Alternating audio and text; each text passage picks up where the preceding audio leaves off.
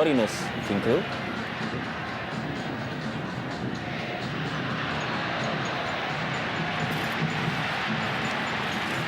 Sebuah pelanggaran terjadi. Kita lihat bagaimana Hendra Ridwan, salah satu amunisi baru dari Persipura Jayapura di musim ini, yang sebelumnya memperkuat Arema Malang, tampil sebagai starter menggantikan Gerald Pangkali. Sebuah pertandingan yang sangat dramatis ketika itu, dan kita tahu bahwa Persebaya akhirnya mampu memenangkan pertandingan dengan skor 5-4. Ya, mungkin Persipura bisa belajar dari apa yang di... Wow! Bagaimana sebuah bola berhasil dikuasai oleh Endra Prasetya.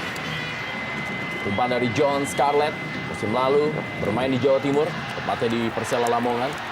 Kita lihat menggantikan peran dari Ricardo Salampesi. Sayang sekali kita lihat kontrol bola. Ini memang menjadi satu persoalan yang tentunya cukup serius bagi Danur Windo. Wow! Ya, kita lihat.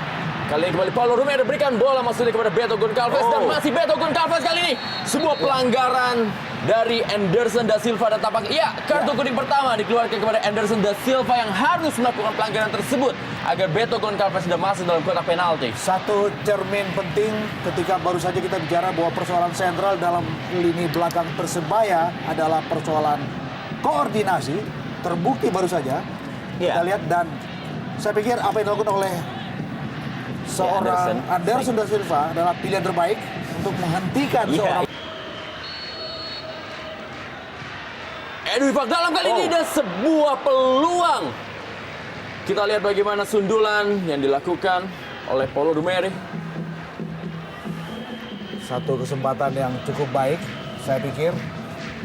Lihat bagaimana terukurnya umpan Edwin Fagdalam, tetapi sundulan dari sudut sempit yang dilepaskan oleh Ismail. Masih Victor Igbonevo yang tetap setia untuk Persipura Jayapura. Kali ini Beto Goncalves melakukan sebuah pelanggaran. Ya, kita lihat Beto Goncalves, pemain yang juga terkenal dengan temper yang begitu tinggi. Sedikit emosi kita lihat. Average Persebaya Surabaya membutuhkan waktu 34,2 menit untuk bisa menjebol gawang lawan. Sementara Persipura Jayapura membutuhkan waktu 37,6 menit untuk bisa membuat gol. Ya, professional foul kita lihat dari seorang Errol Iba, dan kartu kuning adalah hadiah bagi Errol Iba yang menarik Andi Firmansyah. Ya, walaupun tampaknya tidak ada unsur kesengajaan ya, kalau kita lihat sekilas tadi bagaimana Errol Iba yang memarking pergerakan dari pemain Persebaya untuk kemudian ya dalam tayang ulang bagaimana terjatuh sendiri dia. John Tapur kali ini John Tapur masih bisa diamankan, dan kembali Josh Maguire menyampaikan ucapan selamat datang kepada Jendri Pitoy. John Tapur kali di Stadion Gelora 10 November Surabaya. Ya, saya pikir satu peluang terbaik sejauh ini dalam durasi 20 menit yang dimiliki oleh Persebaya Surabaya. Kita tahu bagaimana John Tapur, dan ini dia sedikit membentur satu nama yang menarik. Kita lihat bagaimana Beto dan juga Taka Uchida, Brazil versus Jepang. Iya, Uchida sendiri sebelumnya sempat dikabarkan bahwa mengalami cedera. Cukup keras juga memang. Iya, kita lihat bagaimana Uchida memegang bahu sebelah kanannya. Iya.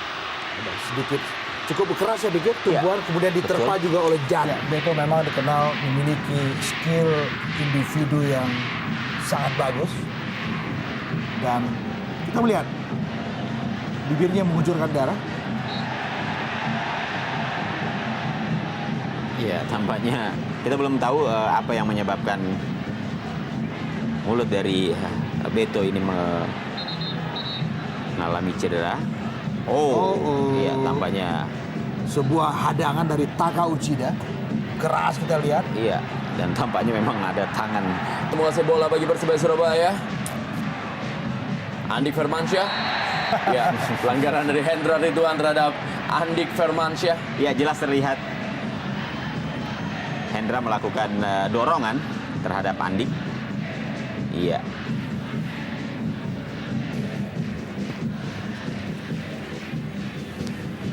Iya, setidaknya ada pelajaran yang sangat berharga yang dipetik oleh Persebaya. Bagaimana mereka... Wow, Andik Firmansyah kali ini. Masih Andik Firmansyah. Sebuah skill coba dipertontonkan oleh Andik Firmansyah walaupun bola akhirnya hilang dan keluar lapangan. Iya. Ya, kita harus memberikan satu acungan jempol buat si Cabai Rawit ini.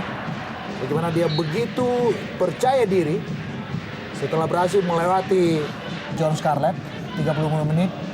Mungkin belum bisa menjawab kepercayaan dari Jeko Tiago.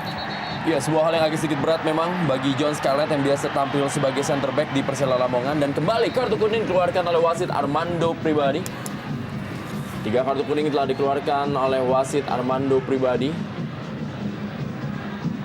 Dan kali ini kepada Beto Goncalves.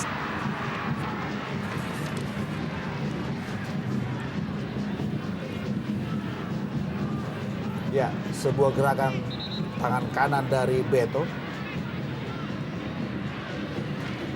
menerpa dada dari Josh Meg. Bagaimana anak-anak Persipura mencoba untuk menutup setiap pergerakan para pemain Persebaya.